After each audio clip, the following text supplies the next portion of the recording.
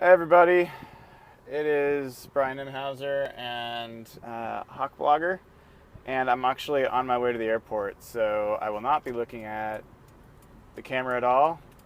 I don't think any of you care to see me anyway, but I don't have anything better to show you, so I'm just going to talk and fill you in. I will not be looking at questions. Apologies about that. I'll try to take those on Twitter. So today, what did we see? Today was first day we saw some pads. Just wearing shoulder pads today, still wearing shorts, so not full pads as they say. But that gave us a chance to see a little bit of different things in drills. One of the things they did today, they worked on 2-minute drills for the first time, 2-minute offense, 2-minute defense. They also had more realistic scrimmaging, full series, first down, second down, third down, all that kind of situational stuff. I saw a little bit of red zone. And initial impressions, the guys that stuck out today, Douglas McNeil, number 19, Kevin Smith, number 17, both had, more than one impressive play today. The impressive thing with Douglas McNeil, and the reason he really sticks out, is he made his 2 great plays against Richard Sherman. So that was something I did not expect to see. Not a lot of players get to beat Richard even on the practice field, and he did it twice, and they were both very tough catches along the sideline with tight coverage, and he made the plays. So I think that bodes really well for McNeil. McNeil was also in the second team kickoff coverage unit, which also bodes well for him. We'll see if he looks like he could be a potentially interesting gunner.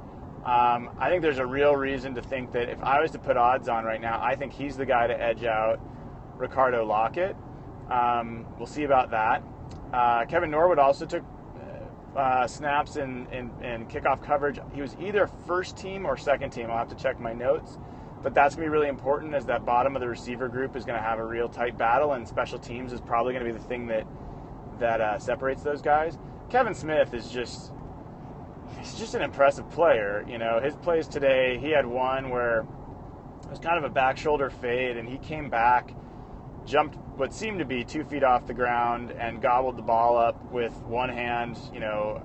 Just really impressive player.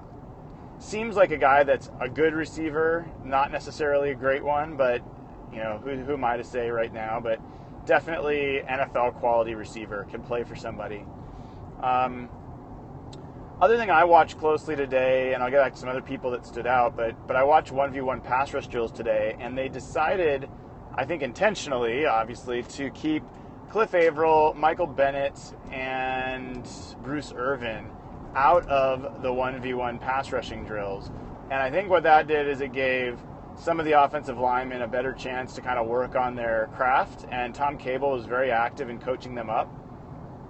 And I think it's hard for them when Averill is just destroying them or Bennett's destroying them to actually really pay attention to their technique. And so the good news there is the offensive lineman won the day, no doubt about it.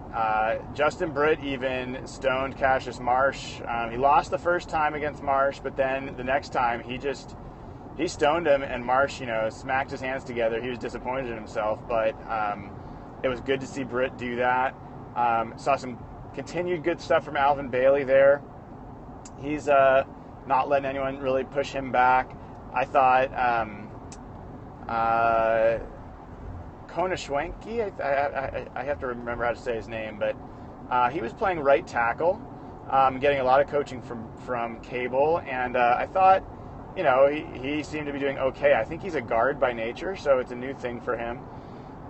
Jesse Davis looks, I think, like a no-go. I don't think he's going to stick around. Of course, this is pass protection, and as we all know, Tom Cable seems to not really care about that. So maybe if Jesse Davis is a good run blocker, he will be around. But Jesse Davis looks like a 0 on a pass protection scale. So, we'll see what that does. But I would have said Justin Britt was like a 1 last year. So he was our starter. Anyway, who else? Another guy that stood out towards the end of practice, someone I mentioned from the very first training camp practice, was Tyrell Adams, number 53. He's a linebacker, outside linebacker. really skilled in coverage. And he made a play covering Thomas Rawls deep down the field, pushed him out of bounds. He made the very next play, broke up another pass, and then a few snaps later made a play against the run, forcing Rod Smith, basically tackling behind the line of scrimmage on the outside. So I think, Tyrell Adams is officially, to me, a guy to watch, see if he can find a place in the linebacker crew, see if he can make a place in special teams. But number 53, definitely a guy to watch. Let's see. Jermaine Kearse had a nice day. I think he's got to hear some of the whispers. I mean, proud guy, but all these guys clearly hear the whispers. And if he was to be cut, that's $2.3 million saved against the cap. He has no dead money on that deal, so nothing's guaranteed. And the Seahawks are stacked at receiver. They're just stacked. And knowing that, I kind of came today watching those things, and as much as McNeil and all these other guys are intriguing, Kearse just is a solid player. He's a pro now. He's at a different level. He's a veteran. And it would be really hard for me to argue that the team's better off without him. And unless they need the cap room, that's the only reason they would get rid of him, is if they said, you know what, we're going to let a young guy come in here and evolve, and we think we'll be better. Kearse won't be with the team next year, but they've got him under contract this year, and I think that, at least for right now, I would say that the team's better off with him than without him, and I'd expect them to keep him around for the time being. I reserve the right to change that opinion as I watch more practices, but that's kind of where that is. He had a nice day today, number of good catches. Tyler Lockett, everyone has questions about, looked fine today. One play in particular, they were doing kind of 1v1 pass catching drills, and I'm trying to remember who he shook. I can't remember off the top of my head, but it wasn't good, man. I mean, he broke and had about 3 feet of separation, then caught the ball, made a move, and was just way past the guy. So, he's got that natural ability. He looked fine at a couple plays. Nothing flashy, nothing that you'd say, oh my God, but I've yet to see him in space and create after the catch, and that's something I'm really kind of hoping to see more of from him. What else? Defensive line. Ataba Rubin was starting at the 3 technique where Tony McDaniel had been, and I was curious who his backup was going to be, and it was Jordan Hill. So that's interesting. Not shocking. Makes some sense. Jordan Hill, everybody that loves Jordan Hill, love him. That's great. I love him too. But he's a pass rusher.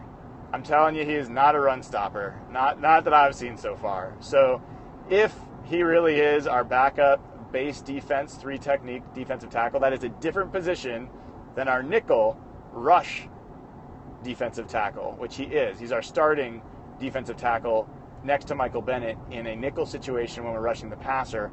But now he's the backup on base, and I don't think that's good news overall. I guess I would hope to see someone like Jimmy Staten or someone else kind of step up who's more, drafted to naturally be a run stopper. We'll see if that has a chance to occur, or if one of those guys earns reps over Hill down the road.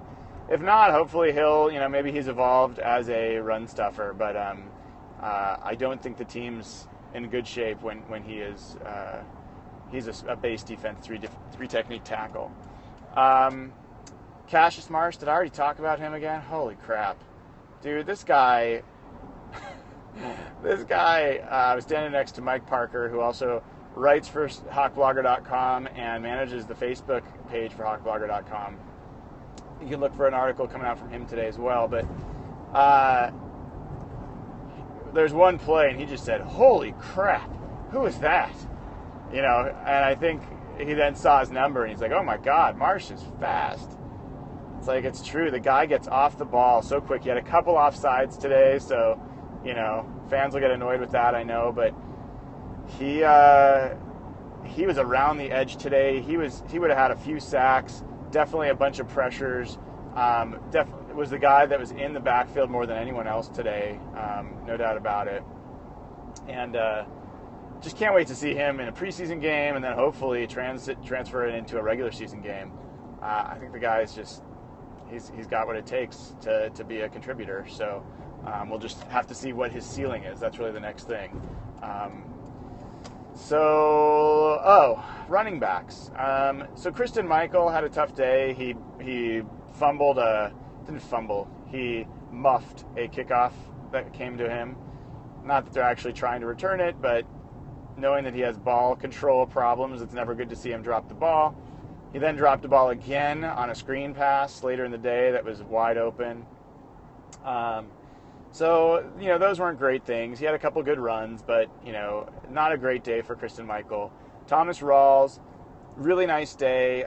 When he was given the chance to run, as everyone said, he's a one-cut runner. He runs with, aggression, and he runs decisively.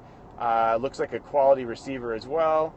So, I'm not going to be the one telling you that Rawls is not a possibility for the roster. I will tell you that, I still think it's a real long shot. I think running backs in this situation, to have a guy like Christine Michael that is locked up for next year, and to not keep him around would be really rolling the dice. And basically what would be saying is, I am 100% confident that Thomas Rawls is going to be a better pro than Christine Michael. I think that's going to be really hard for them to get to. And so all the people on the cut Christine Michael train, I think you're all crazy. You guys can come back and throw it in my face later, but I said it last night, I'll say it again. There's a better chance Christine Michael is your starting running back next year than that he is cut this year. That's my perspective. So agree or disagree, but I am a man of my beliefs. So I will continue to believe that until I see some reason not to. And folks, I think that's about it. So sorry I can't take questions while I am on the video today, but I will post my notes later this afternoon. Take care, everybody.